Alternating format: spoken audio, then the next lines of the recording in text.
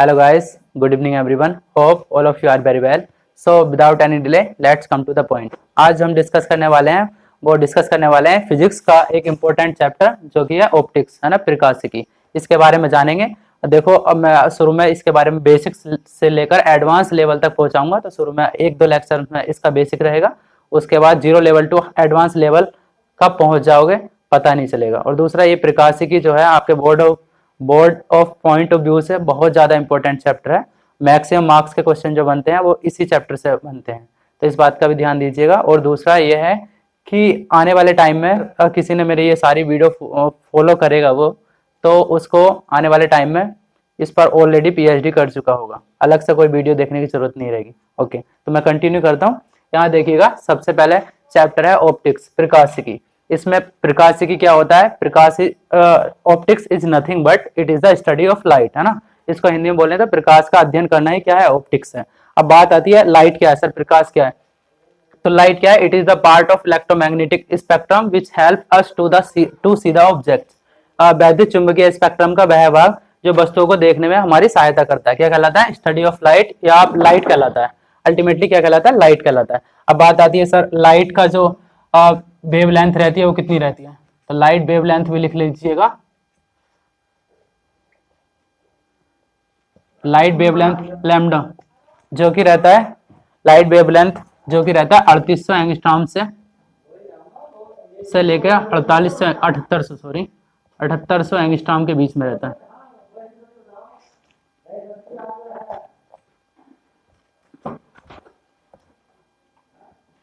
तो इसकी जो वेवलेंथ है से लेकर 7800 एंगस्ट्रॉम। कुछ बुक्स में इस तरीके से मिल सकती है आपको। 3800 किसके सिमिलर है? 4000 के। तो ऐसा भी मिल सकता है 4000 एंगस्ट्रॉम से लेकर 7800 किसके सिमिलर है? आई थिंक 8000 के। तो 8000 एंगस्ट्रॉम तक ये दृश्य प्रकाश की तरंग दे रही है ना। यही प्रकाश की वजह से हम वस्तुओं को देख पाते हैं। इस वेवलेंथ की किरणें जो भी होती हैं 4000 एंगस्ट्रॉम से लेकर 8000 एंगस्ट्रॉम के बीच में, उसको हम देख पाते हैं। अदरवाइज जितनी भी X ray, gamma rays, other जो रेज हैं उनको हम नहीं देख पाएंगे। अगर जिसकी वेवलेंथ 4000 एंगस्ट्रॉम से लेकर 8000 एंगस्ट्रॉम के बीच में होगी तो उसको हम देख सकते हैं। तो आई थिंक आप लोगों को प्रकाश क्या होता है इसके बारे में थोड़ा सा नॉलेज मिला होगा। थोड़ा सा और बता देता हूं। प्रकाश, अगर मैं बात करूं, एक टर्म आता है निर्वात में प्रकाश की चाल। निर्वात में प्रकाश की चाल, speed of light in space, speed of light in space, ये कितना होता है? v बराबर 3 × 10⁸ मीटर पर सेकेंड। निर्वात में प्रकाश की चाल जो अप्रोक्स मानी गई है वो 3 × 10⁸ मीटर पर सेकेंड है। ठीक है, आप समझ पा रहे होगे एक सेकेंड में जो लाइट रेज है वो कितना ट्रेवल करती हैं? 3 × 10⁸ वो करती है एक सेकेंड में। तो आप समझ पा रहे होगे कितनी स्पीड है लाइट्स की। तो आप इसको ऐसे रिलेट कर सकते हो जैसे सन है, सन से अर्थ तक जो रेस आती हैं, लाइट रेस आती हैं, उसको आने में कितना टाइम लगता है ना। तो इजीली बहुत जल्दी पहुंच जाती है। सन जब राइज होता है और सुबह में हम देखते हैं तो इजीली हम लोगों को लगता है कि हाँ सनराइज हुआ और रेज यहाँ तक पहुंच गई हमारे अर्थ तक। तो उसको आने में कितना टाइम लगेगा आप कैलकुलेट कर सकते हैं इससे, क्योंकि लाइट रेज की जो वेलोसिटी है और जो वेग है वो है 3 × 10⁸ मीटर पर सेकेंड। ओके, हाँ। तो गाइज अब देखिएगा, मैंने ऑप्टिक्स को अब 2 पार्ट्स में डिवाइड किया है। ऑप्टिक्स में हम पढ़ेंगे सबसे पहले रे ऑप्टिक्स, उसके बाद पढ़ेंगे वेव ऑप्टिक्स। तो रे ऑप्टिक्स क्या है? किरण प्रकाशिकी, इसको हिंदी में बोलते हैं। और वेव ऑप्टिक्स क्या है? तरंग प्रकाशिकी, इसको हिंदी में बोलते हैं, है ना।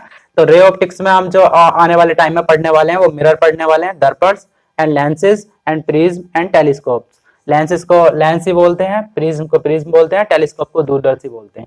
सिमिलरली वेव ऑप्टिक्स को तरंग प्रकाशिकी में हम क्या पढ़ने वाले हैं? इंटरफेरेंस, डिफ्रैक्शन, पोलराइजेशन, व्यतिकरण, विवर्तन एंड ध्रुवीकरण, है ना। तो इसके बारे में हम डिटेल एनालिसिस करने वाले हैं।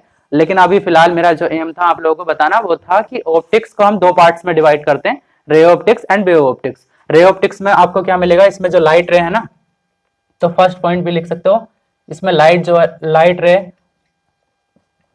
लाइट इज ऑलवेज ट्रेवल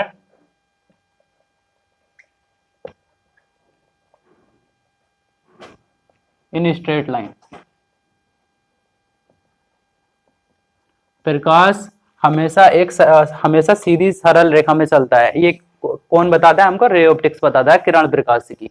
ठीक है, प्रकाश एक सीधी सरल रेखा में चलता है। ये लिख लीजिएगा हिंदी में, इसको किसी को प्रॉब्लम आ रही है कि सर हिंदी में क्या होगा, तो प्रकाश एक सरल रेखा में चलता है। और दूसरा पॉइंट है इसमें, द पाथ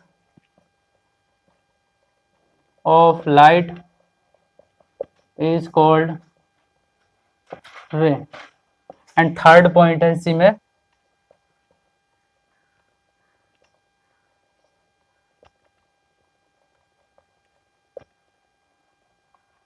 देखिएगा, light is always travelled in straight line. प्रकाश हमेशा सीधी सरल रेखा में चलता है। ये कौन बता रहा है हमको? Ray optics. दूसरा पॉइंट है, the path of the light is called रे। जो हमारा प्रकाश का पाथ है, प्रकाश जिस पाथ को फॉलो कर रहा है, जिस पथ को फॉलो कर रहा है, वो क्या कहलाएगा? रे, किरण कहलाएगा। सपोज प्रकाश इस लाइन में गया तो ये जो कहलाएगा वो क्या कहलाएगी? किरण। आई थिंक आप लोगों को समझ आया होगा। दूसरा है, bundle of rays is called beam. Bundle बोले तो गुच्छा, ऑफ रेस किरणों का, इज कॉल्ड बीम, बीम कहलाता है। किरणों का बहुत सारी किरणें होंगी, उन सबका गुच्छे को बोल देंगे हम बीम। जैसे एक किरण, दो किरण एंड तीन किरण, तो इस पूरे को क्या बोलते हैं? बीम, या इसको हिंदी में बोलते हैं किरण पुंज।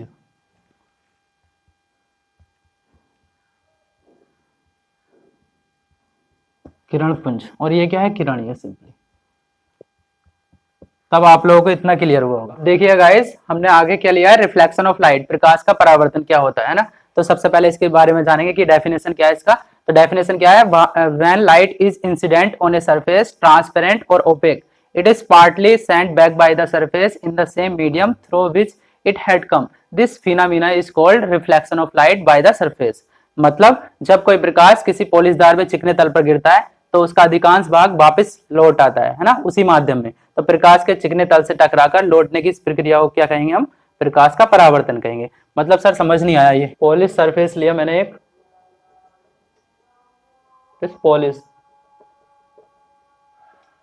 पॉलिश सरफेस है ये। अब क्या हुआ? देखो, ये पॉलिश सरफेस है और स्मूथ सरफेस है, चिकना पृष्ठ है। अब क्या हुआ, इस पर सबसे पहले एक नॉर्मल ड्रॉ कर लेंगे किसी भी पॉइंट पर। सपोज मैं इस पॉइंट पर नॉर्मल ड्रॉ कर रहा हूँ। नॉर्मल क्या होता है?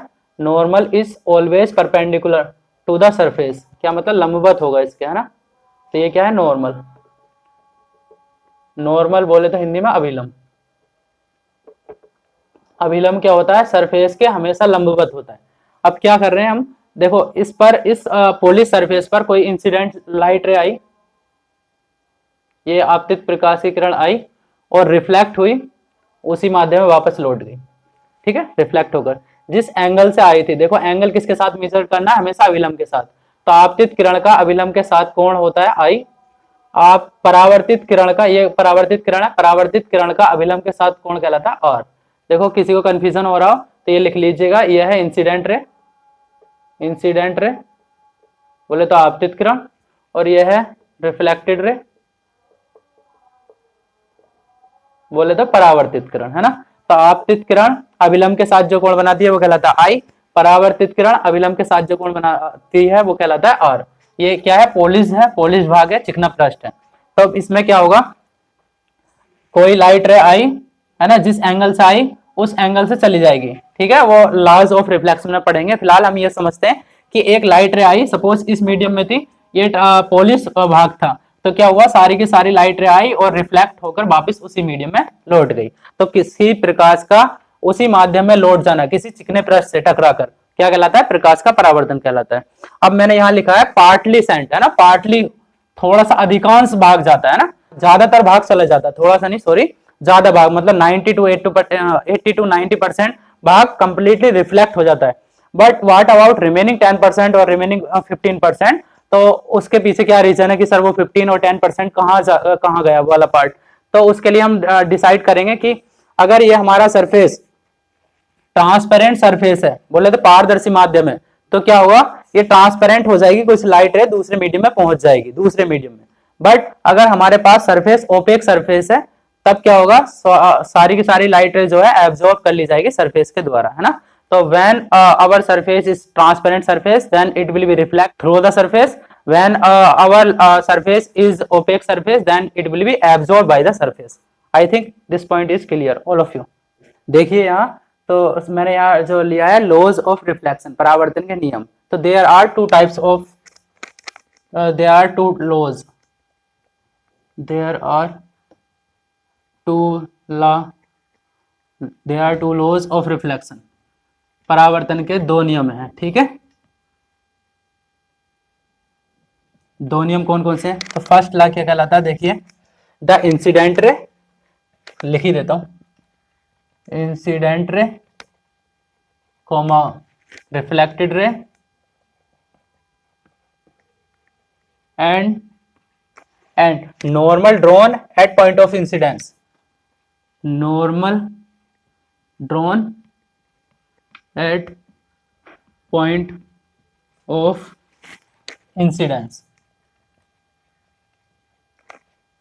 all lie in the same plane, means incidence ray, reflected ray and normal drawn at point of incidence all lies in the same plane. As you see here, incident ray this direction and reflected ray on this direction and normal also in this direction, as well as we can say the incident ray, normal and reflected ray, they are in the same plane. That plane is xy plane, yz plane or xz plane, anything else. Okay, so इसका Hindi version में बताऊं तो आपतितकरण, परावर्तितकरण तथा आपतन बिंदु पर खींचा गया अभिलंब तीनों एक ही तल में होते हैं, सेम प्लेन, तीनों एक ही तल में लाई करते हैं, तीनों एक ही तल में होते हैं।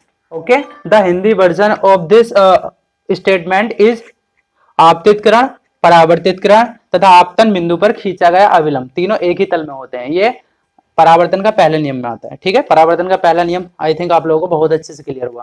देखो दूसरा नियम भी है इसका। दूसरा नियम क्या है? द एंगल ऑफ इंसिडेंट, लिख देता हूं, the angle of incidence is always equals to the angle of reflection, the angle of reflection। इसका मतलब है सर आपतन कोण परावर्तन कोण के बराबर होता है, ठीक है। आपतन कोण हमेशा परावर्तन कोण के बराबर होता है। देखिए आपतन कोण बराबर परावर्तन कोण, मतलब दैट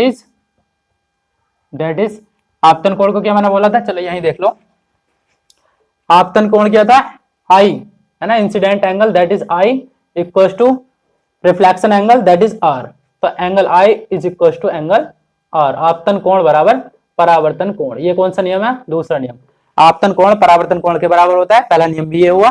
तो परावर्तन के ये दो नियम है, आई थिंक आप लोगों को ये याद रहने चाहिए और बोर्ड एग्जाम में ये पूछा भी जाता है। सही है, आप लोगों को अगर मार्क्स चाहिए तो ऑब्वियसली याद रखना ही चाहिए, ठीक है। नोट क्या है कि अब बहुत बच्चों को इसमें कंफ्यूजन देखा गया है, मैंने देखा है कि बच्चों को कंफ्यूजन होता है नॉर्मल लेने में। सर नॉर्मल कौन सा होगा? तो नॉर्मल में कंफ्यूजन नहीं होना चाहिए।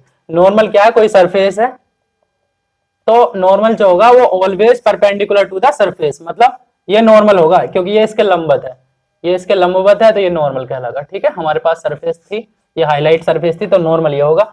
अगर सपोज सरफेस ये होती, ये कोई सरफेस है, तब नॉर्मल इसके लंबवत होता, तो नॉर्मल क्या होता है ये, ठीक है, क्योंकि ये 90 डिग्री बना रहा ना। सर सरफेस अगर ऐसा कर दें तब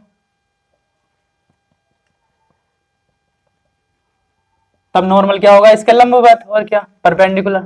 तो लंबवत ये होगा तो ये क्या होगा? नॉर्मल, ठीक है। इतनी बात समझ में आती है। अगर यही कॉन्सेप्ट सर्कल में हो तब एक सर्कल में नॉर्मल क्या होगा? तो यहां देखिएगा, circle is always pass through the centre, centre से पास करता है नॉर्मल। ये सर्कल का सेंटर है तो नॉर्मल जो होगा किसी भी पॉइंट पर यहां बनाना चाहो तो हमेशा सेंटर से पास करेगा, सही है। ये होगा नॉर्मल इस पॉइंट पर। सपोज कोई पूछे इस पॉइंट पर तो आप कहोगे ये होगा नॉर्मल, ओके। इस पॉइंट पर तो बस सेंटर से पास करना चाहिए, है ना। जैसे ये आ सकता है ना, इस टाइप में क्वेश्चन हो सकता है। कैसे सर? ये सर्कल का सेंटर था और ये नॉर्मल है, ठीक है, और ये सपोज मैंने पॉलिश कर दिया इनसाइड द स्फेयर, स्फेयर के अंदर से पॉलिश कर रखा है। और अब हम क्या कर रहे हैं, एक इंसिडेंट रे आ रही है हमारे पास, ये इंसिडेंट रे आई, जिस नॉर्मल से जो इंसिडेंट रे एंगल बनाती है वो कहलाता है आपतन कोण आई, इंसिडेंट एंगल। और जो परावर्तित किरण है, रिफ्लेक्टेड रे है, वो रिफ्लेक्ट हो जाएगी, और रिफ्लेक्टेड रे नॉर्मल के साथ जो एंगल बनाती है वो कहलाता है reflection angle, R, that is R. तो यहाँ क्या मिलेगा आपको, I equal to R, normal क्या है बीच वाला। आई थिंक आप लोगों को इतना कॉन्सेप्ट क्लियर हुआ। एक नेक्स्ट बात और याद रखनी है आपको, देखो ये फर्स्ट पॉइंट था, बहुत अच्छा, ये सेकेंड था, ये थर्ड पॉइंट था, फोर्थ पॉइंट ये था, है ना, और फिफ्थ पॉइंट क्या है, फिफ्थ पॉइंट ये है कि अगर कोई सपोज पॉलिश सरफेस है और इस पर मैं नॉर्मल ड्रॉ करूं तो ये नॉर्मल होगा, ऑब्वियसली नॉर्मल होगा क्योंकि ये परपेंडिकुलर है, लंबवत है। अब मेरी इंसिडेंट रे सपोज नॉर्मल के थ्रू ही आती है, मतलब ये आ रही है, ये इंसिडेंट रे है, तो कोई इंसिडेंट रे अगर नॉर्मल के थ्रू आ रही है तो क्या होगा, वो वापस उसी पाथ को फॉलो करते हुए वापस रिटर्न हो जाएगी सेम पाथ को। इस पाथ को पर आई नॉर्मल रे, इससे यहां से रिफ्लेक्शन मिलेगा, तो रिफ्लेक्शन होकर वापस इसी पाथ को फॉलो करेगी। क्यों? क्योंकि आपतन कोण कितना है, कोई बताएगा आपतन कोण? देखो जनरली जो बच्चे बताते हैं ना आपतन कोण सर यहाँ 90 डिग्री दिख रहा है आई, लेकिन यहाँ वो 0 है, क्योंकि आपतन कोण किसके साथ एंगल लेते हैं, आपतन कोण है अभिलंब के साथ कोण, तो आपतित किरण अभिलंब के साथ कितना कोण बना रही है, दैट इज 0। कोई पूछे परावर्तन कोण, परावर्तन कोण दैट इज आर, वो भी कितना होगा, परावर्तित किरण अभिलंब के साथ कितना कोण बना रही है, दैट इज 0, है ना, ये क्लियर हुआ। ठीक है, देखिए गाइस मैंने सबसे पहले देखो समतल दर्पण के प्लेन मिरर के बारे में बात करेंगे, है ना, उसके बाद हम स्फेरिकल मिरर्स के बारे में बात करेंगे, है ना। तो सबसे पहले मैं समतल दर्पण के बारे में बात करूंगा, उसके बाद स्फेरिकल मिरर बोले तो गोलीय दर्पण, उसमें भी दो टाइप्स के होते हैं ना, उत्तल दर्पण और अवतल दर्पण, है ना, concave mirror and convex mirror, उसके बारे में हम बाद में बात करेंगे। फिलहाल हम किसके बारे में बात कर रहे हैं, प्लेन मिरर्स के। तो प्लेन मिरर्स में मैंने सबसे पहला पॉइंट लिया है, image form by a plane mirror, समतल दर्पण द्वारा प्रतिबिंब का बनना, यानी कि 4 पॉइंट ऑब्जेक्ट, सबसे पहले इसमें मैं ले रहा हूँ 4 पॉइंट ऑब्जेक्ट बिंदु वस्तु के लिए। एक प्लेन मिरर दिख रहा होगा आपको, सपोज एक बिंदु वस्तु है, ऑब्जेक्ट है ओ, ये प्लेन मिरर से सपोज एक्स डिस्टेंस दूरी पर रखी है ना, एक्स डिस्टेंस दूर है। अब मैं क्या चाह रहा हूँ, इस पॉइंट ऑब्जेक्ट का इमेज बनाना चाह रहा हूँ इस दर्पण में। तो देखो अभी बताया था लॉज ऑफ रिफ्लेक्शन, परावर्तन के नियम, एक रे यहां से गई तो इस पर अभिलंब, इस बिंदु पर अभिलंब बना सकते हो ना, नॉर्मल क्या होगा, always perpendicular to the surface, है ना। तो यहां से हमने परपेंडिकुलर ड्रॉ करा। अब जिस एंगल से आई है आपतित किरण थीटा से, तो रिफ्लेक्ट भी थीटा से होगी, तो ये थीटा से क्या हो जाएगी, रिफ्लेक्ट। आई थिंक आप लोगों को इतना क्लियर हुआ। और दूसरा एक रे और ले लेते हैं, दूसरी रे सपोज ये ली, यहां से इस पर अभिलंब भी ड्रॉ करना पड़ेगा, तो ये अभिलंब है। अगर ये फाई एंगल से आई है सपोज, तो फाई एंगल से क्या होगी, रिफ्लेक्ट, तो फाई एंगल से क्या करा दो, रिफ्लेक्ट, है ना, फाई एंगल से रिफ्लेक्ट हो जाएगी, क्योंकि incident angle is equal to the reflection angle, है ना। तो जिस कोण से आ रही है उस कोण से चली जाएगी। अब ये क्या हुआ, दोनों रेस दिख रही होंगी आप लोगों को, ये रेस और ये रे, है ना, क्या है, दोनों डाइवर्जिंग रे हैं, दोनों क्या कर रही हैं, ये डाइवर्स कर रही हैं, फैलती जा रही है ना। तो टिल टू द इन्फिनिटी तक जाते जाते इतनी डाइवर्स हो जाएंगी, ये कभी पॉसिबल तो है नहीं इनका मिलना, मतलब ये रेस कभी मिल नहीं सकती, क्योंकि ये रे और ये रे आपस में जा रही हैं, तो ये मिलने का कोई चांस नहीं है। But these are called diverging ray. But अब क्या करना है, डाइवर्जिंग रे तो है क्योंकि ये दोनों क्या कर रही हैं, फैल रही हैं, बट ये इनको मिलाने का एक हमारे पास ऑप्शन बचता है कि अगर हम इनको पीछे बढ़ाकर मिला दिया जाए, ये रे को पीछे बढ़ा दिया जाए, इस रे को भी पीछे बढ़ा दिया जाए, तो डेफिनेटली ये एक पॉइंट पर मिलेंगी। तो पीछे बढ़ा देते हैं, है ना, इसको डेड डैश से पीछे बढ़ा देते हैं, चलो बढ़ा ही देते हैं। सपोज मैं कहा, चलो देख लो, इसको पीछे बढ़ाया, सपोज ये इसको भी पीछे बढ़ाया, तो इमेज कहाँ बना, जहां ये दोनों मतलब रिफ्लेक्टेड रे मिलती हैं, है ना, तो यहां मिली, तो इस पॉइंट पर क्या मिल जाएगा हमको, इमेज, है ना। तो ये इमेज कैसे होगा, वर्चुअल इमेज होगा, क्योंकि हमने आप लोगों को दिख रहा होगा ये रेस क्या है, हमने मिलाई है ना, इमेजिनरी लाइंस ड्रॉ करी हैं, एक्चुअली ये मिली नहीं कभी, एक्चुअली में तो मिली नहीं ना, तो इमेजिनरी हमने इमेजिनरी तरीके से काल्पनिक रूप से ये लाइंस मिलाई हैं, इसलिए ये इमेज जो कहलाएगा वो कहलाएगा काल्पनिक इमेज, वर्चुअल इमेज, आभासी इमेज, आभासी प्रतिबिंब। ओके, तो ये क्या है, वर्चुअल इमेज। इस बात का भी ध्यान रखिएगा कि प्लेन मिरर जो इमेज बनाता है वो क्या बनाता है, वर्चुअल इमेज, ठीक है, आभासी प्रतिबिंब बनता है। ये फर्स्ट पॉइंट हुआ। और दूसरा पॉइंट देखो कि एक्स डिस्टेंस दूर अगर ऑब्जेक्ट था तो इसका जो मतलब इमेज बनेगा आई, वो भी कितनी दूर बनेगा, एक्स डिस्टेंस दूर ही बनेगा। सर ये कैसे पता किया आपने कि एक्स डिस्टेंस दूर ही बनेगा, तो उसके लिए देख लीजिएगा, अगर देखो ये दो लाइंस पैरेलल हैं, आपस में समांतर है, ये लाइन और ये लाइन समांतर है, तो ये क्या है, अल्टरनेट एंगल्स है, तिर्यक कोण है, ये थीटा है, तो ये भी कितना होगा, थीटा। ओके, और देखो अगर ये थीटा एंगल है और ये दो लाइंस मतलब इंटरसेक्ट कर रही हैं, तो ये वाला एंगल क्या होगा, वर्टिकली अपोजिट एंगल, जिसको बोलते हैं शीर्षाभिमुख कोण। तो ये थीटा है, तो ये कितना होगा, थीटा। अब ये थीटा है तो ये कितना होगा, थीटा, क्योंकि दीज और अल्टरनेट एंगल्स थीटा। ओके, इतनी क्लियर है। तो ये दो ट्राइंगल्स को देखो, ये वाला ट्राइंगल और ये वाला ट्राइंगल्स, इन दोनों ट्राइंगल्स में एक एंगल 90 डिग्री है, तो ये भी एंगल कितना है, 90 डिग्री है। ये एंगल थीटा है तो ये एंगल थीटा है। ओके, और ये साइड कॉमन है दोनों में। तो ऐसा लग रहा है कि एक एंगल्स के दो कोण और एक साइड दूसरे ट्राइंगल्स के दो कोण और एक साइड के बराबर है। तो these triangles are called congruent triangles, बोले तो सर्वांग सम त्रिभुज कहलाएंगे। तो यहाँ लिख सकते हैं ना, दोनों त्रिभुज सर्वांग सम है, तो त्रिभुज सर्वांग सम की कंडीशन लगा देंगे कि सर्वांग सम त्रिभुज वे त्रिभुज होते हैं जिसका हर एक एंगल, हर एक साइड दूसरे त्रिभुज के हर एक एंगल, हर एक साइड से क्या होता है, इक्वल रहता है। जब इक्वल है तब ये वाली साइड, पहले वाले त्रिभुज की ये पॉइंट सपोज मान लो m, तो एम ओ एम साइड जो होगी वो किसके बराबर होगी, दूसरे त्रिभुज की एम आई साइड के बराबर होगी। तो O M equal to M I, मतलब ये डिस्टेंस अगर x थी तो ये डिस्टेंस भी कितनी होगी, x होगी। तो आई थिंक इतना भी क्लियर होगा आप लोगों को। अगर ये इतना क्लियर है तब आगे देखेंगे वर्चुअल इमेज बनाता है। ये बात भी ध्यान रखिएगा कि जो प्लेन मिरर है वो सबसे पहले वर्चुअल इमेज बनाता है। दूसरी बात,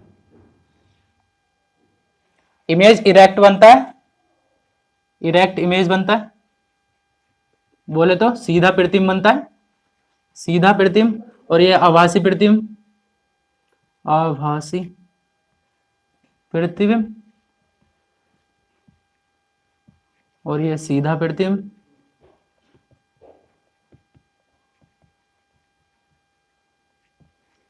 और थर्ड बात, इट इज लैटरली इन्वर्टेड, है ना, क्या होता है इसका, लैटरली इन्वर्टेड इमेज भी बनता है ना, तो ये भी ध्यान रखिएगा, इट इज लैटरली इन्वर्टेड। बोले तो पार्श्विक उल्टे बनते हैं इसके, जो प्रतिबिंब बनता है पार्श्विक उल्टा, क्या बनता है, पार्श्विक उल्टा। मतलब सर ये समझ नहीं आया कि, ये तो समझ में आ गया कि आभासी प्रतिबिंब बनता है, सीधा प्रतिबिंब बनता है, चलो जैसा इमेज है वैसा ही होगा। पार्श्विक उल्टे का मतलब क्या है, तो देखते रहिएगा, वीडियो में बने रहिएगा, मैं पक्का क्लियर करूंगा लास्ट टाइम तक पार्श्विक उल्टा क्या होगा। याद रखिएगा, इसमें सबसे मोस्ट इंपोर्टेंट कंडीशन क्या आई थी कि वस्तु जितनी दूर होगी किससे, मतलब प्लेन मिरर से, उतनी दूर उसका इमेज बनेगा। मतलब सर कि अगर कोई प्लेन मिरर है, ये इससे सपोज 2 सेंटीमीटर की दूरी पर एक वस्तु रखी है, 2 सेंटीमीटर की दूरी पर एक वस्तु रखी है, ये ऑब्जेक्ट, तो इसका प्रतिबिंब उतनी ही दूरी पर यहां से 2 सेंटीमीटर दूर ही बनेगा, और आभासी बनेगा क्योंकि दर्पण के अंदर दिखेगा ना सीधा सा, तो आई बनेगा। और यहाँ से ये परपेंडिकुलर डिस्टेंस लेते हैं, ये बात भी ध्यान रखिएगा बहुत अच्छे से कि दर्पण से वस्तु की दूरी लंबवत लेते हैं, तो दर्पण से प्रतिबिंब की दूरी भी क्या होगी, लंबवत, है ना। आई थिंक इतना क्लियर हुआ है आपको। गाइस मैंने 2 एग्जांपल लिए कि एक प्लेन मिरर है, समतल दर्पण है, ऑब्जेक्ट कहाँ रखा है, यहाँ, तो इसका प्रतिबिंब कहाँ बनेगा। इसमें भी देखो एक समतल दर्पण है, ऑब्जेक्ट कहाँ रखा है, यहाँ, दर्पण यहाँ रह गया, ऑब्जेक्ट यहाँ रखा है, नीचे रखा है, तो इसका प्रतिबिंब कैसा बनेगा। तो सबसे पहले फर्स्ट वाले को देखेंगे। देखो मैंने बताया था दर्पण से जितनी दूर वस्तु होगी उसका उतनी ही दूर प्रतिबिंब बनेगा, और दर्पण से वस्तु की लंबवत दूरी लेनी है, तो यहाँ से लंबवत दूरी, यहाँ से एक परपेंडिकुलर ड्रॉ करेंगे। पहली बात तो ये लंब है, तो इतनी दूर इससे क्या बनेगा, इसका प्रतिबिंब लंबवत दूरी रहेगी, तो ये क्या होगा, इसका प्रतिबिंब इमेज आई, है ना। तो ये क्या बनेगा, इसका प्रतिबिंब बनेगा। और सर ये तो चलो ठीक है, ये परपेंडिकुलर रहेगा, ये तो ठीक है। सर इसका रे डायग्राम क्या होगा, कैसा बना कैसा नहीं बना, वो भी तो बताओ सर। चलो देखो, तो यहाँ से क्या करोगे, फर्स्टली आप एक इंसिडेंट रे जाएगी इस दर्पण पर, ठीक है, इंसिडेंट रे गई, और इस पर अभिलंब ड्रॉ करना पड़ेगा। सबसे पहले आपको अभिलंब ये है, तो जिस एंगल से इंसिडेंट रे जाती है, ये सपोज थीटा एंगल से गई है, तो थीटा एंगल से रिफ्लेक्ट हो जाएगी। रिफ्लेक्ट कैसे होगी, ऐसा करें, रिफ्लेक्ट हो गई थीटा एंगल से, ठीक है। तो ये वापस आप देख पा रहे होगे ना, वापस बढ़ाओगे तो कहाँ मिलेगा, यहाँ, ठीक है। एक रे और ले लो, सपोज इस साइड रे गई, इस पर अभिलंब कैसे ड्रॉ करोगे, यूं, तो ये रिफ्लेक्ट होगी, रिफ्लेक्ट होगी तो कैसा होगी सर, रिफ्लेक्ट होगी तो देख लो, मिला ही देता हूँ, रिफ्लेक्ट होगी तो ऐसा होगी, बस, ठीक है। ये देखो ये आई, ये चली गई, जिस एंगल से आई है, सपोज फाई एंगल से आई है, तो फाई एंगल से चली गई, और पीछे बढ़ाया तो यहाँ मिली, उसको पीछे बढ़ाया तो यहाँ मिली, तो अल्टीमेटली इमेज कहाँ बना, यहाँ, जो कि मैंने पहले ही ऑलरेडी बता दिया था। अब यहाँ देखो दूसरा ये है प्लेन मिरर, यह है ऑब्जेक्ट। सर ये तो मिरर ही ऊपर रह गया, इसका तो इमेज ही नहीं बनना चाहिए, ऐसा देखा है क्या, शीशा दूसरी तरफ होता है, थोड़ा ऊपर होता है, हमारा इमेज तो शीशे में बनता है लेकिन हम लोगों को दिखता नहीं है, तो इसमें भी ऐसे सेम कहानी है, इमेज तो बनेगा। तो इसको मिरर को थोड़ा एक्सटेंड कर लो ना, नीचे कर लो, एक्सटेंड कर लिया। अब सपोज ये मिरर है, तो मिरर से कितनी दूर वस्तु रखी है, x डिस्टेंस दूर वस्तु रखी है, तो इसका प्रतिबिंब भी कितनी दूर बनेगा, x डिस्टेंस दूर। यहाँ से x डिस्टेंस दूर इसका प्रतिबिंब बनेगा, मतलब यहाँ बनेगा I। सर बनेगा कैसे, वो भी तो बताओ। मिरर तो इतना सा था ना, मिरर इतना था, तो यहाँ से एक इंसिडेंट रह जाएगी, आपतित किरण, है ना। इस पर अभिलंब ड्रॉ कर लोगे, अभिलंब ये होगा जो कि रिफ्लेक्ट हो जाएगी, तो मैं उससे मिला देता हूँ पहले आप लोगों को क्लियर करने के लिए। ये रिफ्लेक्ट कैसे होगी, ऐसे करके रिफ्लेक्ट हो जाएगी, ठीक है। ये एंगल सपोज थीटा एंगल था, तो थीटा एंगल से चली गई। दूसरा देखो, इस पॉइंट पर भी देख लो, चलो एक रे आई, ये इंसिडेंट रे है, इस पर अभिलंब कैसा बनेगा, यू, ठीक। और ये जिस एंगल से आई है सपोज फाई एंगल से, तो फाई एंगल से रिफ्लेक्ट होगी, पहले मैं उसको मिला देता हूँ। फाई एंगल से क्या हो गई, रिफ्लेक्ट हो गई। देखो जिस एंगल से आ रही है उस एंगल से रिफ्लेक्ट हो रही है। अब दोनों रेस को पीछे मिलाया तो ये कहाँ मिलती हुई देखिए, आई एंगल पर, है ना, मतलब आई बिंदु पर। तो ये क्या बनेगा, इसका प्रतिबिंब, है ना। ये क्या बना, यहाँ प्रतिबिंब मिला और यहाँ भी क्या मिला, प्रतिबिंब। तो आई थिंक आप लोगों को क्लियर हुआ होगा कि कैसे रे डायग्राम ड्रॉ करना है ना। रे डायग्राम कैसे बनाना है, जहां दो, देखो एक बात ध्यान रखिएगा, जहां दो रिफ्लेक्टेड रेज मिलती हैं, परावर्तित किरण मिलती है। देखो ये परावर्तित किरण थी, ये परावर्तित किरण थी, इसके लिए दूसरी, दोनों परावर्तित किरण नहीं मिल रही थी, लेकिन ये डाइवर्जिंग रहती, तो ये मिल सकती थी। अगर मैं इनको पीछे बढ़ा दूं, तो इनको पीछे बढ़ाया तो यहाँ मिली। इसका मतलब जहां भी दो परावर्तित किरणें मिलती है वहां डेफिनेटली इमेज बनता है, वहां प्रतिबिंब बनना जरूरी है। तो ये बात ध्यान रखिएगा, जहां परावर्तित किरण मिलती हैं वो सीधी मिल सकती है, पीछे ही मिल सकती है, बढ़ाकर भी मिल सकती है। कैसे मिल सकती है, जहां दो परावर्तित किरण मिल गई वहां प्रतिबिंब बनना जरूरी है। आई थिंक इतना क्लियर हुआ आप लोगों को। अब देखिए गाइस, मैंने एक्सटेंडेड ऑब्जेक्ट के लिए लिया है कि लंबी वस्तु के लिए क्या करना, वो तो पॉइंट ऑब्जेक्ट था। अब इसमें क्या है, एक्सटेंडेड ऑब्जेक्ट है, उसके लिए क्या करना है। तो यहाँ देखो कॉन्सेप्ट सेम रहेगा। एक्सटेंडेड ऑब्जेक्ट क्या है, the extended object is that object which are the combination of point object, है ना। बहुत सारे छोटे पॉइंट्स का ऑब्जेक्ट का कॉम्बिनेशन है, मतलब ये पॉइंट होगा, ये पॉइंट होगा, बहुत सारे पॉइंट से मिलकर बनाना है ये एक्सटेंडेड ऑब्जेक्ट। आई थिंक इतना क्लियर हुआ। तो कॉन्सेप्ट क्या है हमारा, कॉन्सेप्ट नहीं कम होगा, है ना। कॉन्सेप्ट यह है कि यहाँ से ये वाला पॉइंट कितनी डिस्टेंस दूर है, सपोज x डिस्टेंस दूर है, तो अगला पॉइंट भी इसका जो इमेज बनेगा वो x डिस्टेंस दूर ही बनेगा, है ना। तो यहाँ x डिस्टेंस दूर ही बनेगा, ठीक है। और दूसरा पॉइंट भी x डिस्टेंस दूर है, मतलब ये वाला पॉइंट, उसके बाद अगला पॉइंट, उसके बाद ऐसे ही ये इसका इमेज बनेगा, ठीक है। तो ये इसका इमेज हो गया। इसका इमेज को देखो, ये बी था तो इसको बोल दिया बी डैश, इसको ये था तो इसको बोल दिया ए डैश, तो इसका ये क्या होगा, इमेज होगा। अब इमेज बन तो गया, रे डायग्राम से भी देख लो, रे डायग्राम से कैसे बनेगा सर, रे डायग्राम भी तो बताओ कि कैसे बना वो इमेज। देखो क्या करना है, फर्स्टली आपको एक रे ड्रॉ करनी है ना। देखो यहाँ सपोज एक रे गई आपतित किरण, यहाँ विलंब है, तो ये जिस एंगल से आई है उस एंगल से रिफ्लेक्ट हो जाएगी। तो रिफ्लेक्ट सपोज मैंने उस पॉइंट ऑब्जेक्ट पर कर दी, तो ये रिफ्लेक्ट हो गई इस डायरेक्शन में, जिस एंगल पर आई उस एंगल से चली गई, थीटा एंगल से आई, थीटा एंगल से चली गई। अब दूसरा देख लो कि सपोज एक किरण इधर आई, इस पर अभिलंब यू होगा, तो ये सपोज फाई एंगल से आई है, रिफ्लेक्ट होगी, तो मैं इसको एक बार मिला देता हूँ पहले। ये इस तरीके से फाई एंगल से आई, फाई एंगल से चली गई, ठीक है। तो ये कहाँ रिफ्लेक्ट हुई, यहाँ। अब देख रहे हो आप लोग कि ये दोनों रेस जो हैं, देखो एक इसमें और ड्रॉ कर सकते हो कि यहाँ से एक एंगल नॉर्मल के डायरेक्टली नॉर्मल पे जाएगी, नॉर्मल पे जाएगी तो वो ऐसे ही क्या हो जाएगी, वापस हो जाएगी ना उस पर, इसको वापस बढ़ाओगे तो यहाँ मिलेगी, है ना। सिमिलरली यहाँ देखो नॉर्मल पे ड्रॉ करोगे तो इस डायरेक्शन पे जाएगी, और इस नॉर्मल पे जा रही है तो वापस ऐसी हो जाएगी, इसको पीछे बढ़ाओगे तो यहाँ मिलेगी। देखो दो किरण हो गई, ये वाली किरण और ये वाली किरण, यहाँ मिल गई। ये वाली किरण ये थी और एक ये वाली किरण थी, यहाँ मिल गई। जहां दो किरणें मिलती है वहां बनता है प्रतिबिंब। तो ये जो बना हमारा फाइनली इमेज बना, है ना, ये क्या बना, प्रतिबिंब, फाइनल इमेज, ठीक है। और एक बात आप देख पा रहे होगे, ये इमेज क्या है, सीधा है ना। तो मैंने पॉइंट लिखाया था ना कि समतल दर्पण द्वारा जो प्रतिबिंब बनता है वो कैसा बनता है, सीधा इरेक्ट इमेज बनता है। तो आप लोग देख भी पा रहे होगे ये कैसा इमेज है, इरेक्ट इमेज है ना, सीधा। और क्या है, सेम आकार का, सेम साइज का है ना। कोई पूछेगा ए बी की जो हाइट अगर h है तो ए डैश बी डैश की हाइट भी कितनी होगी, h होगी। इसको भी आप वैसे ही प्रूफ कर लेकर इसको बता सकते हो कि ये हाइट h है तो ये भी हाइट कितनी होगी, h। तो ये बात ध्यान रखना है कि समान आकार का बनता है, जितनी हाइट ऑब्जेक्ट की है उतनी हाइट इमेज की होगी, ठीक है। अब देखिए गाइस, मैंने नेक्स्ट एग्जांपल लिया। नेक्स्ट एग्जांपल में क्या है, समतल दर्पण है, एक ऑब्जेक्ट रखा है ना, एक्सटेंडेड ऑब्जेक्ट है ये, तो इसका इमेज कैसा बनेगा। तो इसमें देखिएगा मैंने इसलिए लिया है, most of the student get confuse है ना। बहुत सारे लोग कंफ्यूज हो जाते हैं, जितने भी स्टूडेंट्स हैं, तो वो जनरली इसका इमेज सर ये इमेज ऐसा था तो इसका इमेज ऐसा बनेगा। तो बच्चे कैसे बना के आते हैं एग्जाम में ऐसे कि सर इसका इमेज कैसे बन जाएगा ऐसे। बट ये क्या है, गलत है। ये गलत क्यों है, यहाँ देखिएगा, अगर ये क्या है एक्सटेंडेड ऑब्जेक्ट है तो बहुत सारे पॉइंट ऑब्जेक्ट से मिलकर बना होगा, कॉन्सेप्ट सेम रहेगा ना, बहुत सारे पॉइंट ऑब्जेक्ट होंगे इस पर। अब देखो फर्स्ट पॉइंट ऑब्जेक्ट की सपोज डिस्टेंस है कितनी x, यहां से कितनी डिस्टेंस मान ली x है। दूसरे की देखो, दूसरा पॉइंट ऑब्जेक्ट थोड़ा सा कम हो गया तो x से कम होगा, अगले की x ओवर कम होगा। तो यहाँ देखो पॉइंट ऑब्जेक्ट को ड्रॉ कर लेते हैं ना इन सबको।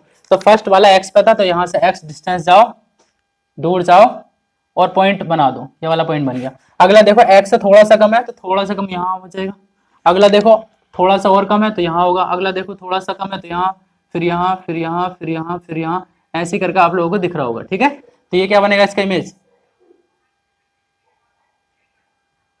तो इसका इमेज बनेगा, देखो ये बी पॉइंट था तो ये होगा बी डैश, और ये ए पॉइंट था तो ये होगा ए डैश। तो इसका इमेज कैसा बनेगा, ये बनेगा। इसका रे डायग्राम भी कोई टफ वाली बात नहीं है, यहाँ से रे निकाल सकते हो तो बना सकते हो। रे डायग्राम फिलहाल इंपॉर्टेंट नहीं है, फिलहाल इंपॉर्टेंट था कि इसका इमेज कैसा बनेगा समतल दर्पण में। तो आप लोगों को इतना क्लियर हुआ कि समतल दर्पण में इमेज कैसा बनेगा। तो ये वाला इमेज जो बना, देखो ये सीधा है क्या, हाँ सर सीधा तो है।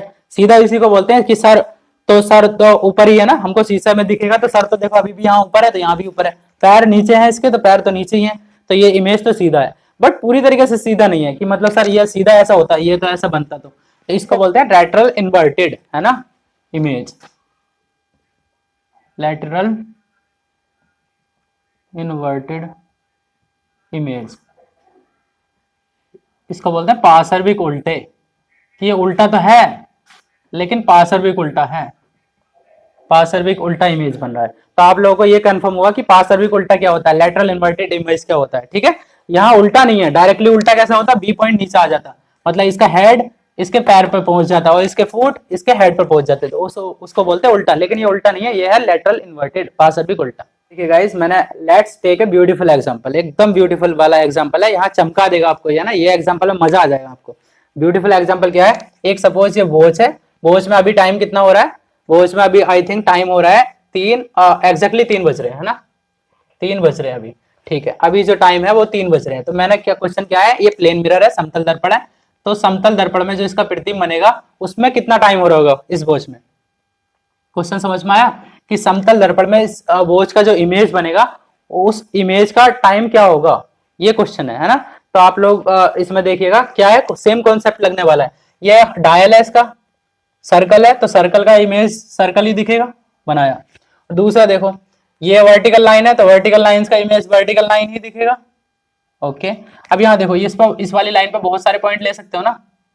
अब इस पर पॉइंट देखो, ये वाला पॉइंट की डिस्टेंस है इतनी, उसकी बढ़ती जा रही है, उसके बाद बढ़ती जा रही है, उसके बाद बढ़ती जा रही है। तो सबसे पहले क्या है, सबसे छोटी डिस्टेंस ये होगी, इतनी डिस्टेंस उतनी डिस्टेंस पर अगले पॉइंट की थोड़ी ज्यादा होगी, अगले पॉइंट की थोड़ी और ज्यादा होगी, अगले पॉइंट की थोड़ी और ज्यादा होगी, ऐसे करके।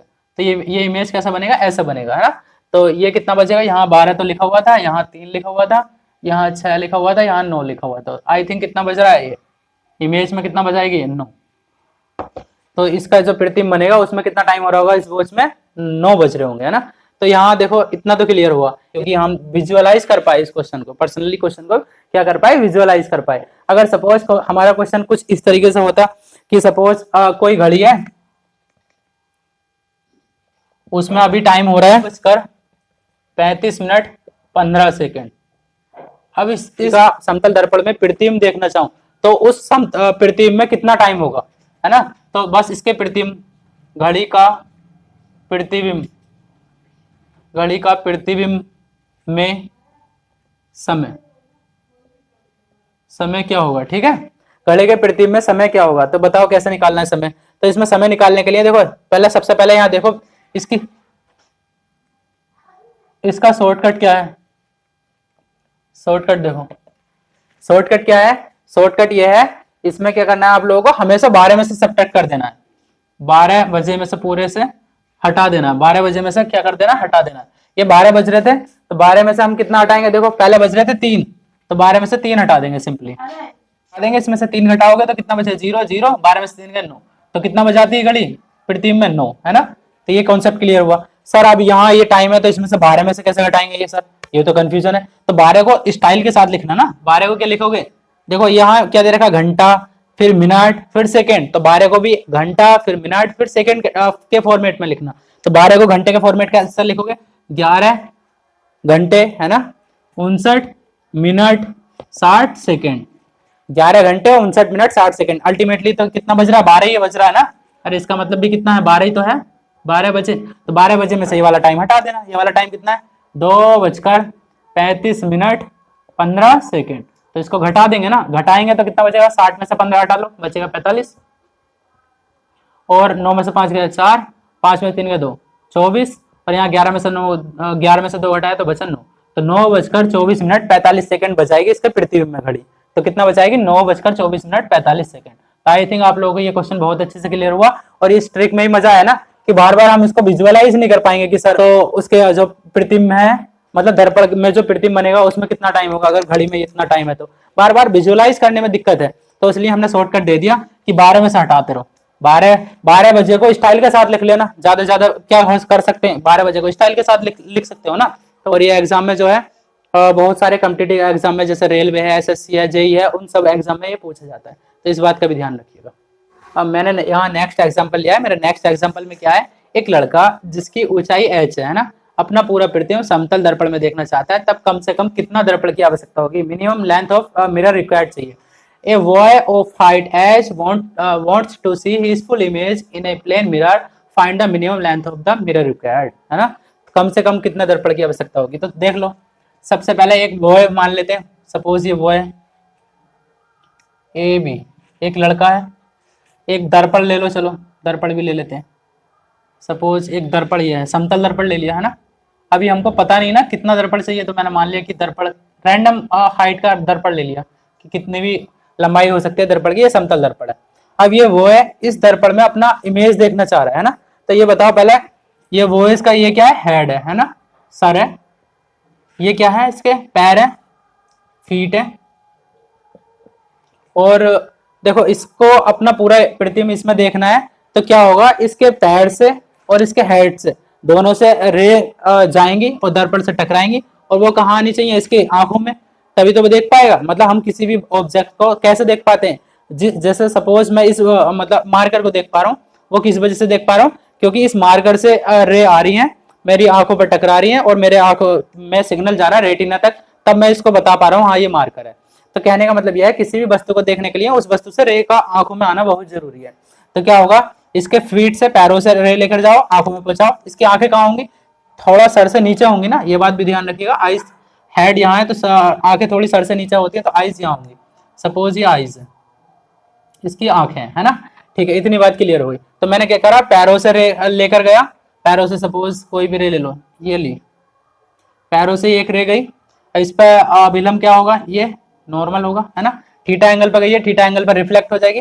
तो देखो मुझे कहाँ तक रिफ्लेक्ट करनी थी, इसकी आंखों पर रे पहुंचानी थी, तो सपोज ये आंखों पर पहुंच गई, है ना, ये आई ऐसे चली गई। ठीक है, इतना बात क्लियर हुई आप लोगों को। और देख लो दूसरा, इसके हेड से भी ले लो, एक सपोज इसके हेड से रे आई, ठीक है, इसके हेड से रे आई, इस पर क्या होगा, ये अभिलंब, अभिलंब से वापस टकराकर इसकी आइज में पहुंच जाएगी। आइज में कैसे जाएगी, देख लो, ये क्या होगी, अभी इसके वापस इसके आइज में पहुंच गई। अगर ये फाई एंगल से आ रही है तो फाई एंगल से क्या चली गई, वापस हो गई। ये थीटा एंगल से आई थी तो थीटा एंगल से क्या हो गई, रिटर्न हो गई। आई थिंक इतना क्लियर हुआ। अब देखो इमेज बनने के लिए, देखो इसका जो परावर्तित किरण है वो ये है, इसको वापस से पीछे बढ़ाएंगे ना, इसका पहला इमेज देख लो, एक्स डिस्टेंस दूर है तो एक्स डिस्टेंस दूर इसका इमेज बनेगा ना। इतना तो क्लियर है आप लोगों को, इतना तो जरूर है। देखो ये वाली रे कहाँ मिला दोगे, पीछे बढ़ा दोगे ना, यहाँ मिल गई। और दूसरी रे देखो ये इसके फुट पे मिला देना, और क्या, क्योंकि परावर्तित किरण इसकी ये थी और इसकी परावर्तित किरण ये थी, दोनों को पीछे बढ़ाया तो यहाँ मिली। और ये जो है ए पॉइंट था तो ये कितना होगा, ए डैश, ये बी पॉइंट था तो ये होगा बी डैश, ठीक है। और सपोज आइस का ई पॉइंट था ये, तो ये कितना होगा पॉइंट, चलो इसको मिला लेते ना, एक बार मिला ही लेते, इसको ही मिला ही लेते, ये पॉइंट कितना होगा, ई डैश, ठीक है। इतना क्लियर है आप लोगों को। अब क्या करना है हमको, देखो कितना मिरर रिक्वायर्ड था ना, कितना मिरर चाहिए, तो आप देख पा रहे हो ना, मिरर को तो सिर्फ इतनी सी आवश्यकता हुई, ये वाला जो मिरर दिख रहा है, और ये तो एक्स्ट्रा बच गया ऊपर वाला, और ये वाला, तो ये तो मिरर बेकार था, तो इसको हटाओ ना यार, हमको तो इतना ही मिरर चाहिए। कितना चाहिए सर, इतना चाहिए जितना आप लोगों को दिख रहा है ना, इतना मिरर चाहिए। तो अब ये मिरर कैसे निकालेंगे सर, ये मिरर कितना होगा, तो मिरर की लेंथ ही निकालनी है हमको कि कितना मिरर चाहिए। तो सपोज ये वाले लेंथ मान लो x, ये वाली लेंथ मान लो y, ठीक है। अब ये ट्राइंगल दिख रहा होगा आपको, मैं ट्राइंगल का ड्रॉ कर देता हूँ यहाँ एक बार। सर कौन सा ट्राइंगल बनाया आपने, ये पॉइंट था E, तो E लिख दिया। और देखो ये वाला पॉइंट को दे दो, चलो ये E था, इसको M लिख दो। चलो ये वाला पॉइंट है M, तो M वाला पॉइंट, अच्छा ये वाला पॉइंट की जरूरत ही नहीं है। E, उसके बाद E डैश, उसके बाद A डैश, ये ट्राइंगल बनाया। इस ट्राइंगल्स में आप देख पा रहे होगे ये दर्पण था, तो दर्पण से जितनी दूर वस्तु होती है, सपोज ये x दूर वस्तु थी, तो इसका प्रतिबिंब भी उतनी ही दूर बनता है, x दूर ही उसका प्रतिबिंब बना था। इसमें तो कंफ्यूजन है ही नहीं, है ना। ठीक है, इसका मतलब सर ये बात, अच्छा x मैंने ऑलरेडी मान लिया था, तो इसको x ना कहकर d कह दो। चलो ये d दूर था, तो ये भी कितना होगा, d दूर। ठीक है, अच्छा ये बताओ ये वाला, ये पूरा मैंने कौन सा ट्राइंगल ड्रॉ करा है, ए डैश ई डैश ए डैश ई डैश और ई, बीच में एक ये भी है, तो ये भी बना लेते हैं। ठीक है, और ये वाला पॉइंट को चलो आप दे देते हैं, एम पॉइंट नाम दिया था तो एम दे दिया। अच्छा ये बताओ ये वाली लेंथ है एक्स, लेंथ है एक्स, और इस लेंथ को मैं निकालना चाह रहा हूँ, तो ये मान लिया एच। और ये देखो ये वाली डिस्टेंस कितनी है, एम से लेकर ई तक डी, तो ये मान ली डी है। और दूसरा देखो एम से लेकर ई डैश तक, वो भी डी है, तो ये भी डी है। अब ये इन दोनों ट्राइंगल्स को देखो, कौन से वाले ट्राइंगल्स को, बड़े वाले ट्राइंगल्स को और छोटे वाले ट्राइंगल्स को, इसको और बड़े वाले को, तो देखोगे तो ये वाला एंगल 90 डिग्री, बड़े वाले ट्राइंगल्स का भी ये वाला एंगल 90 डिग्री, ये वाला एंगल थीटा, बड़े वाले त्रिभुज में भी ये वाला एंगल थीटा। तो मतलब एक त्रिभुज के दो कोण दूसरे त्रिभुज के दो कोणों के बराबर है। तो ये बाई एंगल साइड से, मतलब एंगल फिर में से हम कह सकते हैं दोनों त्रिभुज क्या है, सिमिलर ट्राइंगल्स है। सिमिलर ट्राइंगल्स है तो इनका रेशियो भी लिख सकते हैं ना, इनकी जो साइड्स का रेशियो रहता है वो कांस्टेंट रहता है। इसका साइड का रेशियो कैसे लिखोगे, perpendicular upon height x upon इसका जो डिस्टेंस है वो है डी, तो एक्स अपॉन डी बराबर बड़े वाले त्रिभुज का लंब कितना है एच, परपेंडिकुलर अपॉन बेस। बड़े वाले त्रिभुज की बात कर रहा हूँ तो यहाँ से लेकर यहाँ तक लेना, ये है डी, ये है डी, तो कितना का 2d। यहाँ से आप देख पा रहे होगे डी से डी कैंसिल आउट हो रहा है, तो तिरछी गुणा कर लेंगे तो h बराबर कितना मिलेगा, x की 2 की गुणा करेंगे तो h बराबर मिलेगा 2x। तो यहाँ से देख पा रहे होगे आप h की जो हाइट आई है h, चलो h1 ले लेते हैं, इसको मैंने बोला था h1 जिसकी वैल्यू आई है 2x। तो सिमिलरली आप देख पाओगे ना, ये तो मैंने जब ऊपर वाला ट्राइंगल लिया तब 2x मिला, तो नीचे वाला ट्राइंगल लूंगा तो कितना मिलेगा, ये y है तो ये कितना मिल जाएगा 2y, तो h2 कितना मिल जाएगा 2y। क्लियर हुआ, इतनी सी बात। ये है 2y यहाँ से यहाँ तक, और ये यहाँ से यहाँ तक है 2x। ठीक है, अब हमको क्या चाहिए था, length, minimum length required of mirror. तो मिनिमम कितनी लेंथ है, x ये है y ये है, हमको चाहिए x प्लस y की वैल्यू। अच्छा एक बात और बताओ, इस पूरे वॉइस की हाइट कितनी थी h, तो ये पूरे वॉइस की हाइट कितनी है h। तो मैंने बताया था समतल दर्पण में जितना लंबी वस्तु होती है उसका उतना ही लंबा प्रतिबिंब बनता है। अगर ये h हाइट का तो ये भी कितना रहा होगा, h हाइट का रहा होगा ना। तो आप यहाँ से ये भी तो कह सकते हो कि सर h की वैल्यू जो है, कैपिटल H की वैल्यू वो कितनी आ गई है, 2x ये है 2y ये है, तो 2x प्लस 2y, यहाँ से 2 कॉमन ले सकते हैं तो मिलेगा x प्लस y, और यहाँ चल रहा है h। यहाँ से अगर मैं x प्लस y की वैल्यू निकालना चाहूँ तो x प्लस y की वैल्यू मिलेगी h/2। तो x प्लस y तो चाहिए था हमको, मिनिमम लेंथ कितनी थी x और ये y, तो x प्लस y चाहिए था। यही तो है minimum length of mirror required, है ना, मिनिमम लेंथ ऑफ मिरर। तो कम से कम कितना दर्पण चाहिए, अगर h हाइट का बंदा है तो उसको कम से कम कितना दर्पण चाहिए ताकि वो अपना पूरा प्रतिबिंब उस दर्पण में देख पाए, तो h/2। आपने देखा होगा जनरली सैलून्स में, है ना, देखा होगा जब आप लोग सेविंग या कॉस्मेटिक जो भी यूज करने वाले हैं तो सैलून्स में जाते हैं, तब क्या होता है आपने वहां देखा होगा जो बार्बर्स होते हैं वो पीछे एक मिरर लगा के रखते हैं ना, उसकी हाइट वो कैलकुलेट पहले से करके रखे होते हैं h/2। अगर तुम्हारी हाइट 10 मीटर है तो तुम्हारा अगर पूरा प्रतिबिंब चाहिए तो तुम्हें कम से कम 5 मीटर का दर्पण चाहिए ताकि तुम अपना पूरा प्रतिबिंब उस दर्पण में देख पाओगे। ठीक है, आप कहोगे सर ऐसे तो हर एक बंदे के लिए नाई को अलग से शीशा लगाना पड़ेगा। अच्छा तू 20 मीटर का, मैं तेरे लिए 10 मीटर का शीशा लेकर आता हूँ। अच्छा तू 50 का, मैं तेरे लिए 25 का लेकर आता हूँ। ऐसा कुछ नहीं है। ठीक है, तो आप बस इस कॉन्सेप्ट का मतलब यह है कि वो पूरा प्रतिबिंब देखने के लिए h/2 चाहिए, उसने कैलकुलेट कर रखा है सपोज किसी डिस्टेंस के अकॉर्डिंग, तो आप पूरा प्रतिबिंब नहीं देख पाओगे उसमें, और क्या है आपका पूरा प्रतिबिंब नहीं दिखेगा। ऐसा थोड़ी है वो अपना शीशा चेंज करेगा आपके लिए।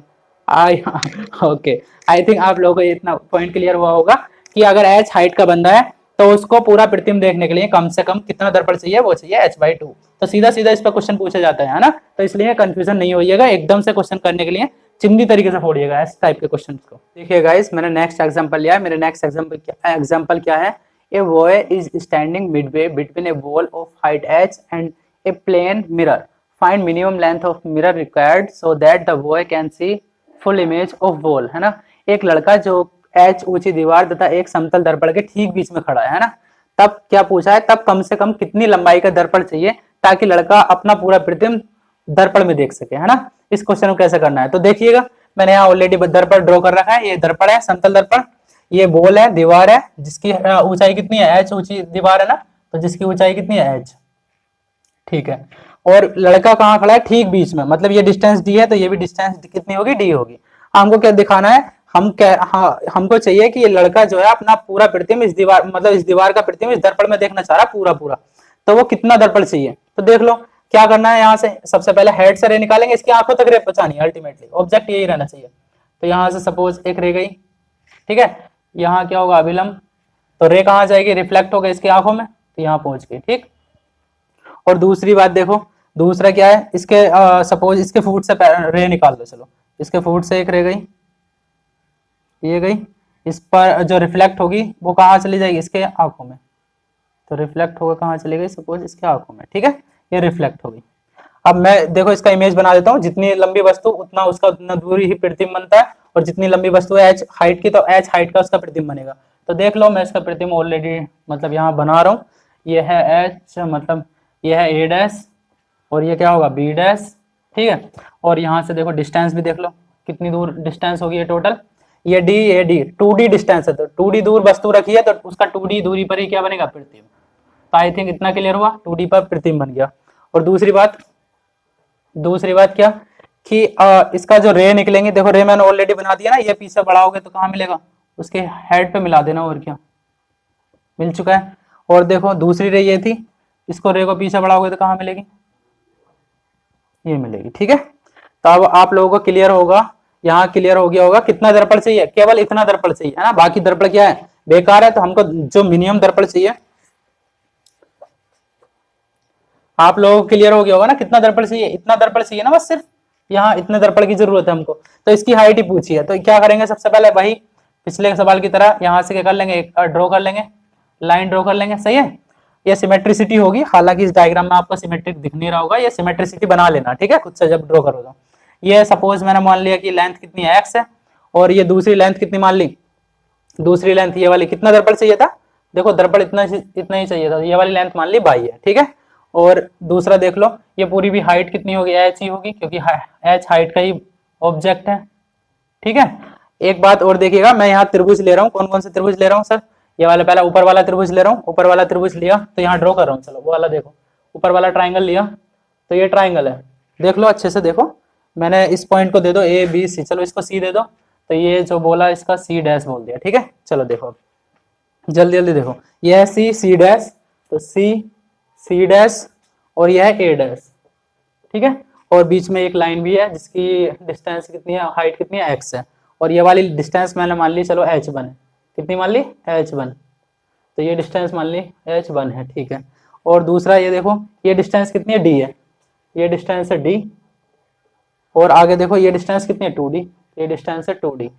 तो फिर से वही कॉन्सेप्ट लगाएंगे। ये इस त्रिभुज का बड़े वाले त्रिभुज a डैश c डैश, और छोटे वाला त्रिभुज इसको चलो m दे दो, इसको कुछ भी पॉइंट दे दो m, इसको m दे दो। छोटा वाला त्रिभुज CMN में क्या होंगे? दोनों सिमिलर होंगे, क्यों? क्योंकि एक कोण 90 है तो ये भी कोण 90 है, और ये वाला थीटा है तो दूसरे का भी कॉमन है ये दोनों में थीटा, तो दोनों क्या है? सिमिलर ट्राइंगल है, तो इनके रेशियो लिख सकते हो ना साइड का। इसका रेशियो कैसे लिखोगे? x/d, और उस वाली साइड का कैसा रेशियो लिखोगे? h1। बड़ा वाला ट्राइंगल ले रहा हूँ तो बड़ी वाली साइड लिखना, यह है 2d, यह है d, तो 2d प्लस d है ना, टोटल ये होगा 3d, ये होगा h1/3d। ये तो होगा, d से d कैंसिल आउट होगा, यहाँ से h1 की वैल्यू कितनी मिलेगी? फिर से गुणा कर सकते हो, 3x। कितनी मिलेगी? 3x। तो h1 की वैल्यू कितनी मिल गई हमको? 3x मिल गई। मतलब सर ये जो वैल्यू आई है वो कितनी आई है? 3x। मैंने पहले ही बताया था, ये सिमेट्रिक मैंने ग्राफ बनाया नहीं है, सिमेट्रिसिटी बना सकते हो। ये 3x है तो ये कितनी होगी? ये बाई मानी थी तो ये होगी 3y, ठीक है। तो यहाँ से आप देख सकते हो बाई ऑब्जर्वेशन कि टोटल h जो होगा, टोटल हाइट वो होगी 3x plus 3y, 3x plus 3y, 3 common ले सकते हो तो मिलेगा x प्लस y। यहाँ चल रहा है h, तो x प्लस वाई की वैल्यू जो मिलेगी वो मिलेगी h/3। तो आप कह सकते हो ना कि ये कितनी हाइट का, अगर h हाइट की दीवार है जो कि लड़का दीवार और दर्पण के ठीक बीच में खड़ा है, तो हमको मिनिमम दर्पण की जो लेंथ चाहिए वो चाहिए h/3, मतलब दीवार का 1/3 दर्पण चाहिए, ताकि ये लड़का जो है इस पूरी दीवार का प्रतिबिंब इस दर्पण में देख सकता है। तो कितना दर्पण चाहिए, h/3।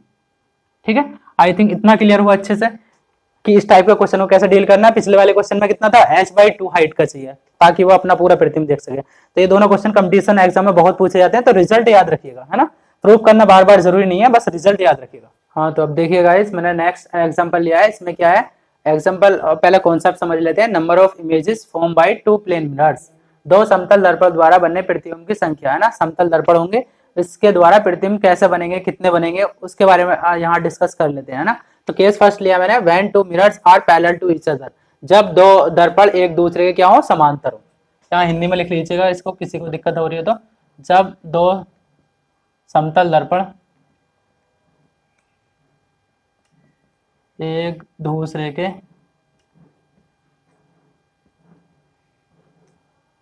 समांतर हो तो थीटा कितना होगा, उन दोनों समांतर लाइंस के बीच में एंगल जो होता है वो कितना होता है, 180 डिग्री। तो ये दोनों दर्पण दिख रहे होंगे आप लोगों को, क्या दिख रहे हैं, समांतर है। इसके बीच में कहीं क्या रखा है, ऑब्जेक्ट रखा है। तो अगर ऑब्जेक्ट बीच में रखा है तो इसके द्वारा कितने प्रतिबिंब बनेंगे। तो फर्स्ट देखो, ये ऑब्जेक्ट पहले मिरर से, सपोज इसको मैंने नाम दे दिया मिरर फर्स्ट है, ये मिरर सेकेंड है। तो फर्स्ट मिरर से ऑब्जेक्ट कितनी डिस्टेंस दूरी पर रखा है, सपोज इसको बोल दो चलो बस 1 सेंटीमीटर दूर रखा है, इसको भी 1 सेंटीमीटर दूर रखा है, बीच में रखा है। तो 1 सेंटीमीटर दूरी पर है, तो फर्स्ट मिरर में इसका जो इमेज दिखेगा वो 1 सेंटीमीटर दूरी पर दिखेगा ना। कितनी दूरी बनेगा, यहाँ बनेगा, उसको बोल दिया मैंने इमेज फर्स्ट, है ना। 1 सेंटीमीटर दूरी पर ही मिलेगा। ठीक है, इतना क्लियर हुआ। उसके बाद इस ऑब्जेक्ट का इस मिरर में भी कितनी दूरी पर मिलेगा, 1 सेंटीमीटर पर ही इमेज मिलेगा, क्योंकि जितनी दूर वस्तु होती है मिरर से उतनी दूर उसका क्या बनता है, प्रतिबिंब। तो इसका जो इमेज बनेगा, यहाँ इमेज ऑलरेडी 1 बन चुका है, तो इसका जो इमेज होगा वो होगा सेकेंड, है ना। तो ये कैसे बना, ये भी देख लो, वो भी कितनी दूरी पर होगा, 1 सेंटीमीटर दूरी पर ही होगा। तो डेफिनेटली यहाँ तक क्लियर हुआ है। हाँ, इसका रे डायग्राम देखोगे तो यहाँ से एक रे गई होगी, ठीक है, वो इससे क्या कर रही होगी, दर्पण से टकराई होगी और रिफ्लेक्ट बैक हुई होगी इस डायरेक्शन में, सही है। तो इस डायरेक्शन, इसको वापस से पीछे मिलाओगे तो कहाँ मिलेगा प्रतिबिंब, यहाँ। और एक रे इस डायरेक्शन में गई होगी, वापस इस मोड पर आ गई होगी, तो ये दोनों रेज यहाँ मिलती है, तो उसको बोलते हैं प्रतिबिंब। सेम कॉन्सेप्ट यहाँ है, एक रे इस डायरेक्शन में गई होगी, रिफ्लेक्ट हुई होगी, और यहाँ से जो मतलब आप लोगों को रे दिख रही होगी, इसको पीछे बढ़ाओगे तो कहाँ मिलेगा, प्रतिबिंब यहाँ मिलेगा। और एक रे इस डायरेक्शन में गई होगी, वापस इसी डायरेक्शन में आई होगी, तो ये जहां दो रेज मिलती है वहां मिलता है उसका प्रतिबिंब। तो आई थिंक इतना क्लियर हुआ कि I1 मिला, फिर I2 मिला। तो ये रे आगे इस रे को आगे बढ़ाओगे तो ये देखो फर्दर आगे बढ़ेगी ना, आगे बढ़ेगी, तो इसका पीछे प्रतिबिंब कितना बनेगा, देख लो, इसका वो जो प्रतिबिंब को बोल दिया I3। फिर सेम कॉन्सेप्ट है यहाँ, इस रे को भी आगे बढ़ाओगे तो इसका प्रतिबिंब कहाँ बनेगा, पीछे मिलेगा, वो होगा I4। ऐसे ही ये तो क्या है, दर्पण जो है आपस में क्या है, पैरेलल। तो ये रे आगे बढ़ रही होगी ऐसे, और ये भी रे कैसे बढ़ रही होगी आगे, तो टिल टू दी, मतलब आप देख पा रहे होगे ना, I3, उसके बाद I4 आ गया, अगला आया होगा I5, उसके बाद I6 एंड सो ऑन। तो कहाँ तक जाएगा ये, -इन्फिनिटी तक इधर, और उधर +इन्फिनिटी तक उधर। तो अल्टीमेटली हमारे पास जो नंबर ऑफ इमेजेस होंगे, है ना, कुल प्रतिबिंब की संख्या, कुल प्रतिबिंबों की संख्या, नंबर ऑफ टोटल इमेजेस,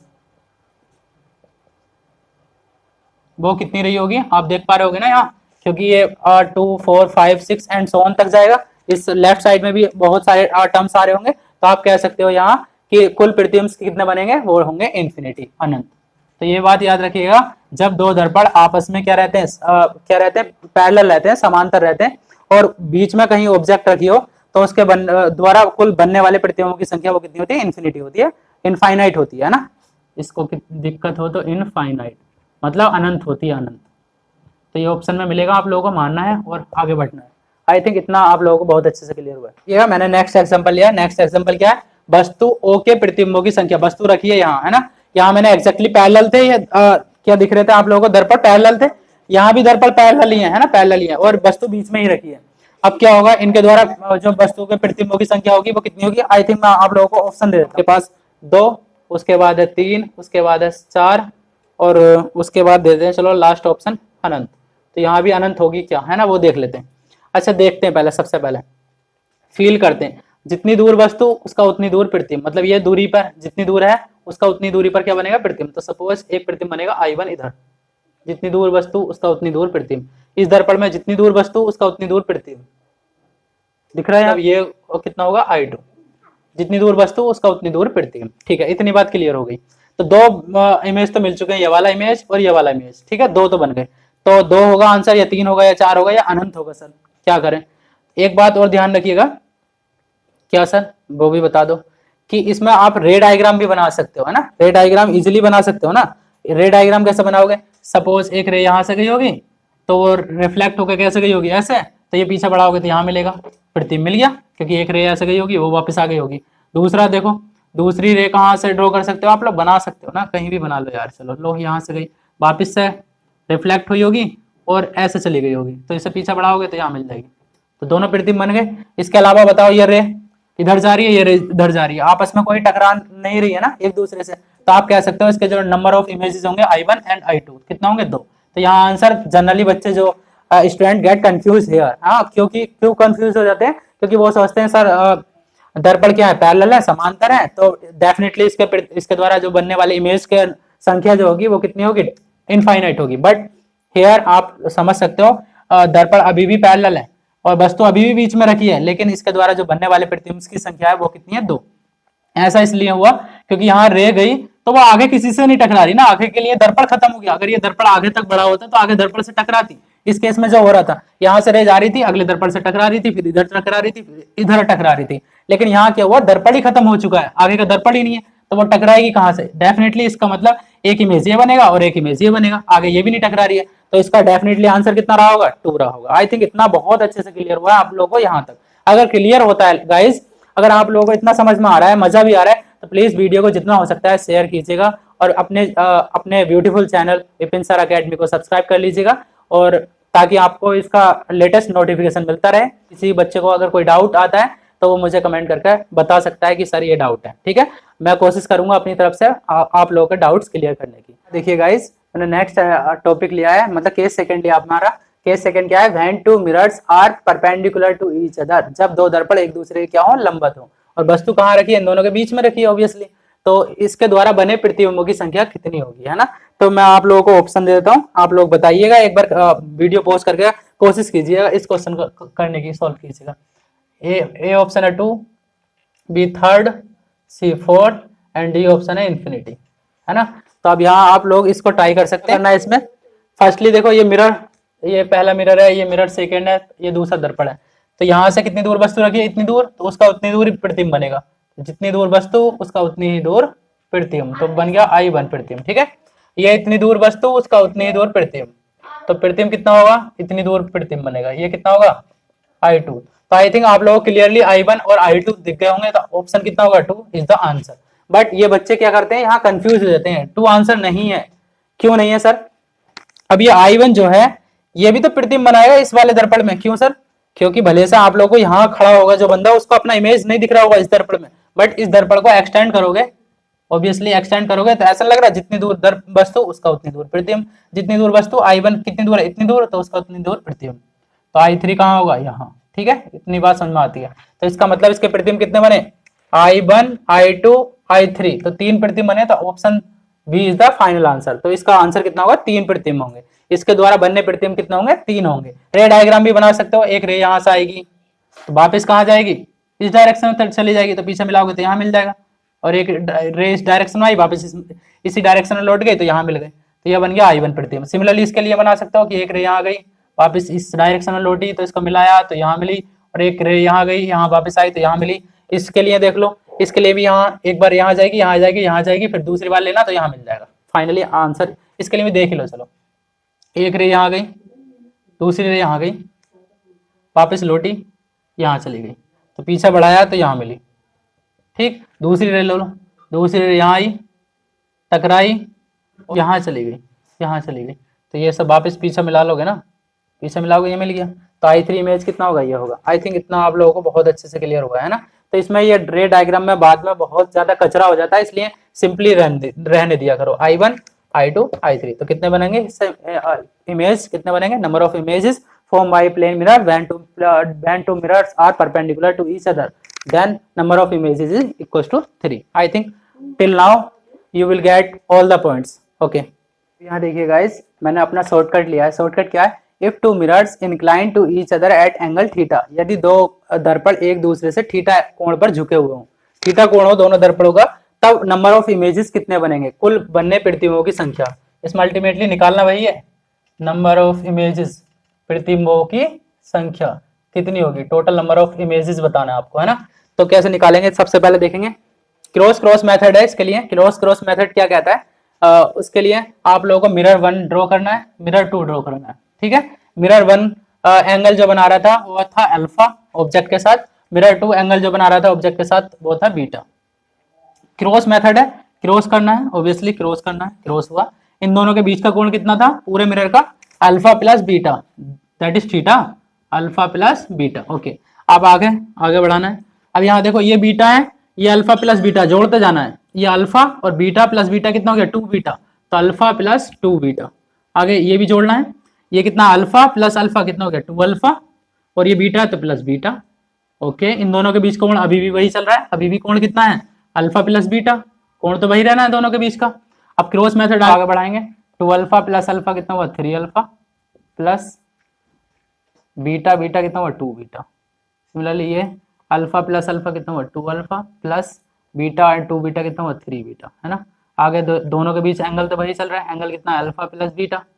आगे बढ़ाएंगे 2 alpha plus alpha 3 alpha plus beta 3 beta 4 beta.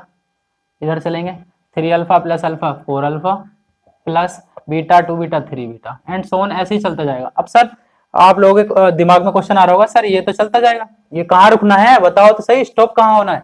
तो स्टॉप के लिए कॉन्सेप्ट समझो पहले. कॉन्सेप्ट है ना.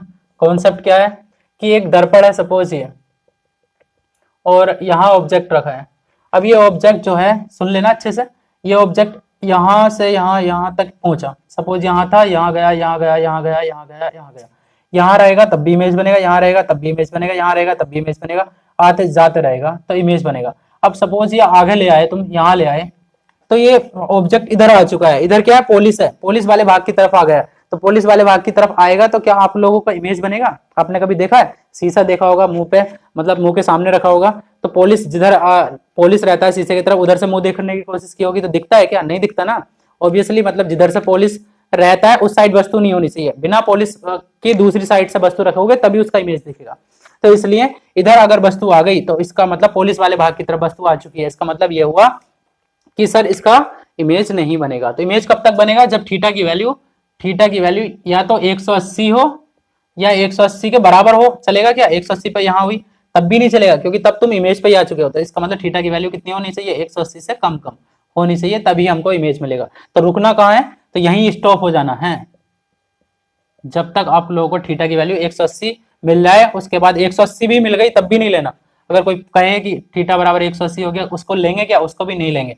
180 होना चाहिए या 180 से कम ही कम होना चाहिए, तब हम वहां को रुक जाना है. तो आगे जोड़ते जाओगे ना इनको, 180 दिख जाए, 180 से कम ही कम पे रुक जाना, आगे जाना ही नहीं है. तो ये मेथड समझ में आया होगा.